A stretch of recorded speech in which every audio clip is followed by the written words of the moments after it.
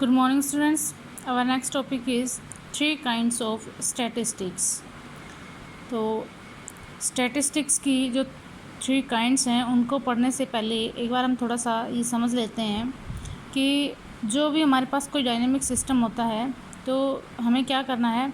अगर उस dynamic system को स्टडी करना है तो उसके लिए हमारे पास एक कंसेप्ट है फेज स्पेस का। ठीक है, तो फेज स्पेस को हमें इंट्रोड्यूस करना होता है और जो फेज स्पेस है वो एक्चुअल में है क्या, पोजीशन और मोमेंटम स्पेस का कॉम्बिनेशन होता है। ठीक है, जो फेज स्पेस है टोटल, उस फेज स्पेस को हम लार्ज नंबर ऑफ कंपार्टमेंट्स में डिवाइड करते हैं और उन कंपार्टमेंट्स को further very large number of equal size of elementary cells के अंदर डिवाइड करते हैं। ठीक है, और यहाँ पे जो हम ये सेल्स डिवाइड करते हैं उन ईच सेल का जो वॉल्यूम होगा H0³ according to classical mechanics. ठीक है, और जो ये H0³ है, H0 की जो वैल्यू है वो कितनी भी स्मॉल हो सकती है, एज स्मॉल एज पॉसिबल। ठीक है, लेकिन क्वांटम मैकेनिक्स कहता है कि जो ये एलिमेंट्री सेल है उनका साइज़ कितना होता है, H³ होता है। ठीक है, और यहाँ पे जो H है वो क्या, प्लैंक्स कांस्टेंट है जिसकी वैल्यू 6.625 इंटू 10⁻34 जूल सेकेंड होता है। ठीक है, तो इन्हीं फैक्ट्स के बेस पे हम स्टडी करेंगे स्टैटिक्स को। तो जो स्टैटिस्टिक्स है वो हमारी मेनली टू टाइप्स हैं उसकी, एक है क्लासिकल स्टैटिस्टिक्स और दूसरी है क्वांटम स्टैटिस्टिक्स। ठीक है, तो ऑब्वियसली क्लासिकल स्टैटिक्स वही होगी जो अपने क्लासिकली व्यूज़ हैं, जो कि जो एलिमेंट्री सेल्स हैं उनका साइज़ इतना है, इसके उसमें मतलब उन्हीं के बेस पे ये हमने इनको डिवाइड किया हुआ है। तो क्लासिफिकेशन देख लेते हैं स्टैटिस्टिक्स की। स्टैटिस्टिक्स की जो फर्स्ट क्लासिफिकेशन है वो है क्लासिकल स्टैटिस्टिक्स, इसको हम बोलते हैं Maxwell Boltzmann statistics, MB statistics. ठीक है, और जो सेकंड टाइप की स्टैटिस्टिक्स वो है अपने पास क्वांटम स्टैटिस्टिक्स।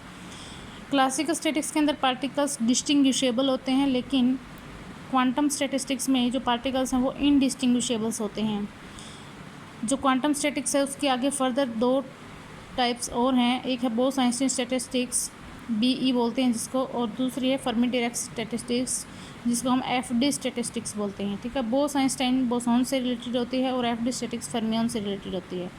अब हम इनके एक एक करके इनको स्टडी करेंगे कि जो क्लासिकल स्टैटिक्स है, क्लासिकल स्टैटिक्स के अंदर कि क्या क्या फ़ीचर्स हैं, मेन फीचर्स क्या हैं क्लासिकल स्टैटिस्टिक्स की। फर्स्ट जो फीचर है वो ये है कि क्लासिकल स्टैटिस्टिक्स के अंदर जो पार्टिकल्स हैं उस सिस्टम में वो सारे के सारे कैसे हैं, डिस्टिंग्विशेबल पार्टिकल्स हैं। ठीक है, सेकंड जो साइज़ है एलिमेंट्री सेल्स का in phase space can be taken as small as possible. ठीक है, कि जो कंपार्टमेंट्स को हमने एलिमेंट्री सेल्स में डिवाइड किया है उन सेल्स का जो वॉल्यूम है वो कितना भी स्मॉल हो सकता है। थर्ड जो फीचर है क्लासिकल स्टैटिस्टिक्स की वो ये है कि जो number of phase space cell होंगी वो लिमिटेड नहीं है। ठीक है, तो कहने का मतलब कितनी भी सेल्स हम में डिराइव कर सकते हैं, कितनी भी सेल्स डिवाइड कर सकते हैं किसी भी कंपार्टमेंट में, क्योंकि जब हम साइज़ उसका कितना भी कम कर सकते हैं तो उसी के बेस पे हम क्या कह सकते हैं कि भाई फेज स्पेस सेल कितनी भी हो सकती है ना, number of phase space cell की कोई लिमिट नहीं है। फोर्थ जो फीचर है, any number of particle can occupy, एक सिंगल सेल को कितने भी पार्टिकल्स ऑक्यूपाई कर सकते हैं। ठीक है, अब क्लासिकल या एमबी स्टैटिस्टिक्स की लिमिटेशन क्या है। पहली लिमिटेशन तो यही है कि जो क्लासिकल या मैक्सवेल बोल्ट्जमैन स्टैटिस्टिक्स है वो इलेक्ट्रॉन गैस की डिस्ट्रीब्यूशन, इलेक्ट्रॉन गैस के अंदर पार्टिकल्स के डिस्ट्रीब्यूशन का या फिर फोटोन गैस के अंदर फोटोन के डिस्ट्रीब्यूशन को स्टडी नहीं कर पाई।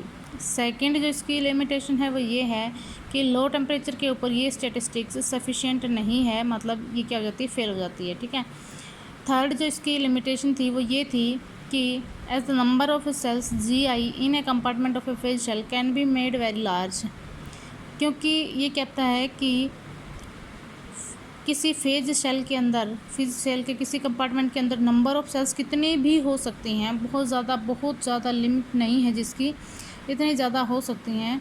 तो number of particles Ni in the compartment of phase space therefore वो क्या हो सकते हैं, बहुत ही लेस देन, फर लेस देन 1 होंगे, या फिर हम उसको बोल सकते हैं ऑक्यूपेशन इंडेक्स। ऑक्यूपेशन इंडेक्स आपको बताया गया है। ऑक्यूपेशन इंडेक्स क्या होते हैं, number of particles per unit cells, है ना।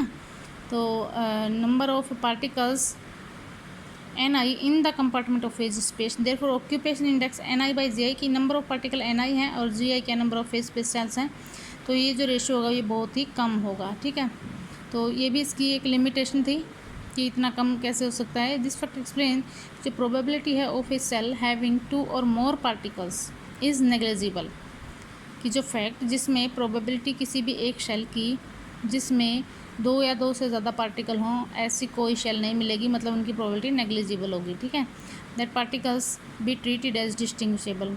बट रियलिटी क्या है कि जो identical particles of the system can not be distinguished from each other and are considered as indistinguishable, हमें कंसिडर करने पड़ेंगे।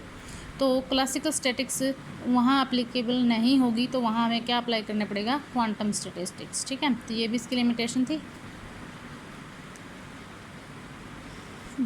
जो नेक्स्ट इसकी लिमिटेशन है कि we are not free to select cell size as small as we want as all the natural system of a uncertainty principles.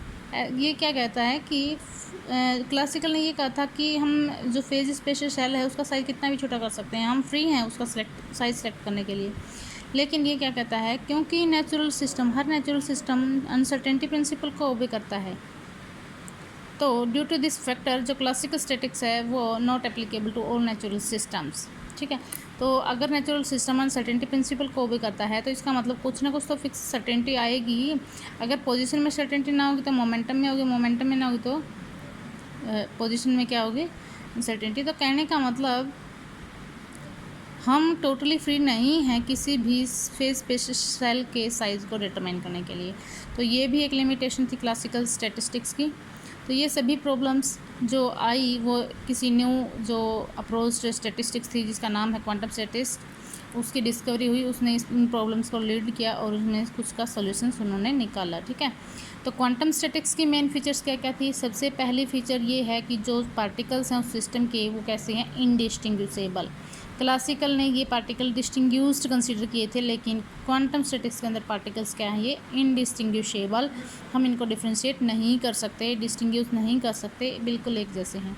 Second जो इसकी feature है, size of elementary cell in phase space can not be less than h की cube. एक fix limit है भाई, इससे छोटा नहीं हो सकता सेल का साइज़, और ये एच इसमें प्लैंक्स कांस्टेंट है। थर्ड जो इसकी फीचर है कि जो number of phase space cell हैं वो भी क्या होंगी, इसमें लिमिटेड ही होंगी, क्योंकि हमने एक लिमिट रख दी ना भाई, साइज़ इतना ही हो सकता है या इससे कम नहीं हो सकता, तो इसका मतलब फेज स्पेस सेल भी क्या होंगी, फिर उसकी लिमिटेड आएंगी। Next feature, number of particles occupying एक single cell is also limit. एक सिंगल सेल में कितने पार्टिकल्स आ सकते हैं, ये भी एक लिमिटेड है। नेक्स्ट जो quantum statics, next quantum statics is further divided into 2 parts. First one is Bose Einstein statistics and second one is Fermi Dirac statistics. तो जो बोस-आइंस्टाइन स्टैटिक्स है उसकी क्या मेन फीचर्स हैं। सबसे पहले तो उसकी फीचर ये है कि जो पार्टिकल्स हैं वो इनडिस्टिंग्विशेबल हैं, ये तो क्वांटम में ही आ गया क्योंकि क्वांटम का एक पार्ट है ना। तो any number of particle, Bose Einstein statics के अंदर कितने भी पार्टिकल्स एक शेल के अंदर आ सकते हैं, इसके ऊपर कोई लिमिट नहीं है। ठीक है, any number of particles obeying Bose Einstein statics can occupy एक single cell of a phase space.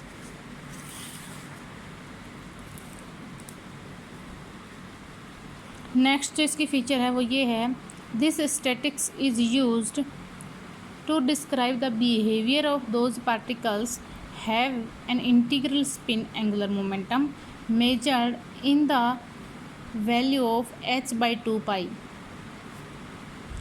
For example photons हैं, जैसे मेसॉन्स हैं, हीलियम एटम्स हैं, ये सब क्या हैं आपके, ये ऐसे पार्टिकल्स हैं जिनको हम बोस-आइंस्टाइन स्टैटिक्स के अंदर स्टडी कर सकते हैं, क्योंकि इनकी जो स्पिन है वो इंटीग्रल मल्टीपल है spin angular momentum h by 2 pi की। ठीक है, तो इन्हीं पार्टिकल्स को हम बोसॉन्स बोलते हैं। अल्फ़ा पार्टिकल्स हैं जिसका स्पिन क्वांटम नंबर s जो है वो 0 है, और फोटॉन्स का जो स्पिन क्वांटम नंबर वो 1 है, और ड्यूट्रॉन का जो स्पिन क्वांटम नंबर है वो भी 1 है। ठीक है, तो इंटीग्रल मल्टीपल है, ये 1 है या तो 0 या 1, मतलब होल मल्टीपल होगा, होल नंबर मल्टीपल होगा h by 2 pi का। ठीक है, तो नेक्स्ट जो इसकी फीचर है वो ये है कि जो पार्टिकल्स बोस-आइंस्टाइन स्टैटिक्स को स्टडी करते हैं वो पॉली एक्सक्लूजन प्रिंसिपल को ओबे नहीं करते।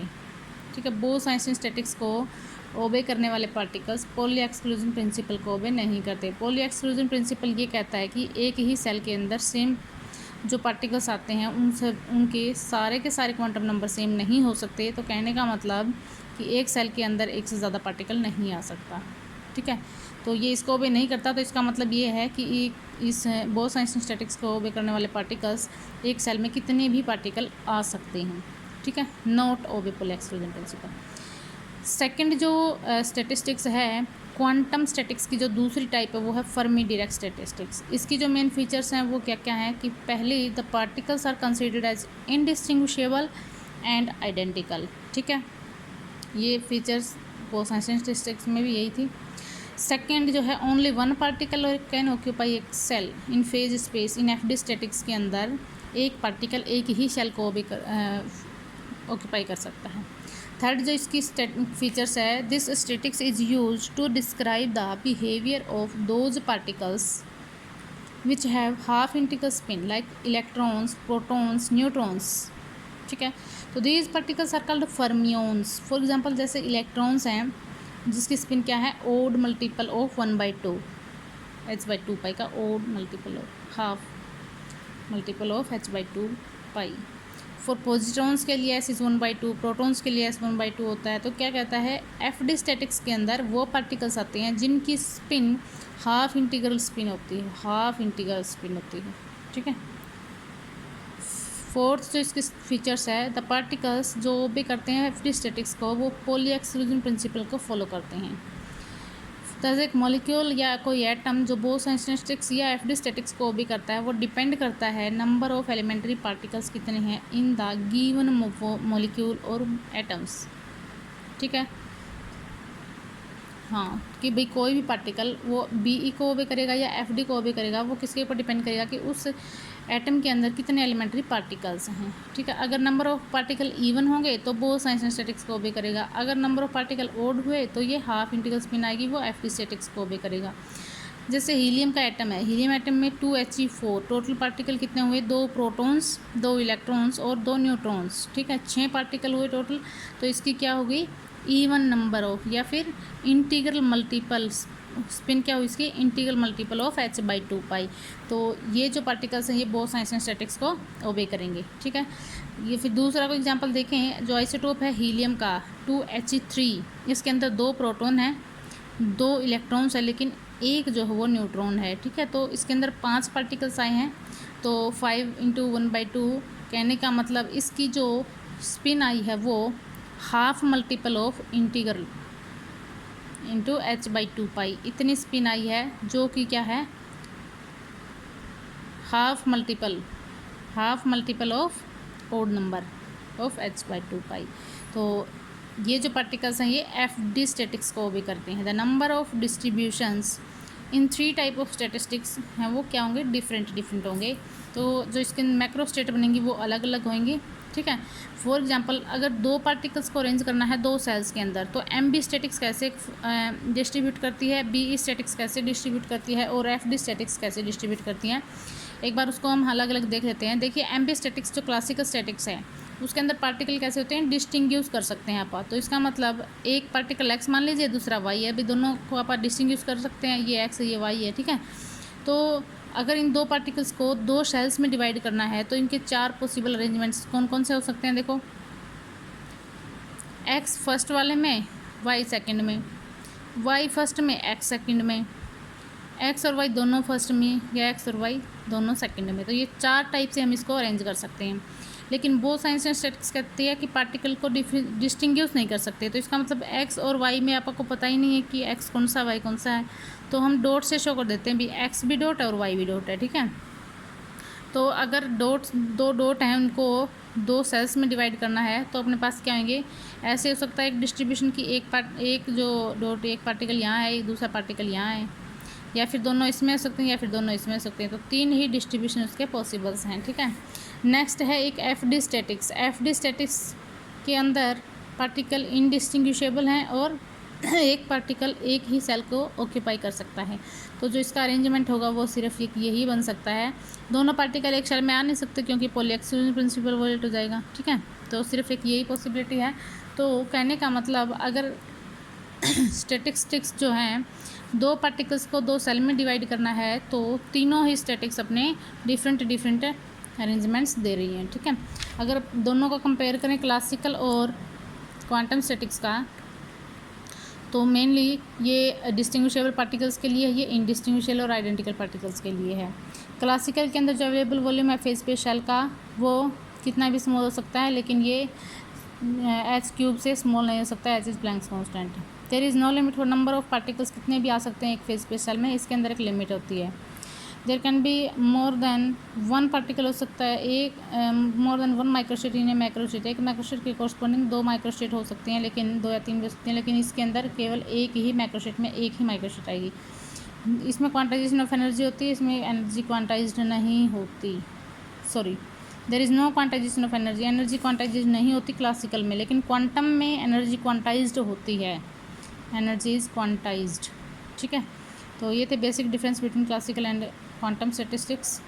नेक्स्ट हम बेसिक कंसेप्ट करेंगे इन दोनों ही स्टैटिस्टिक्स के।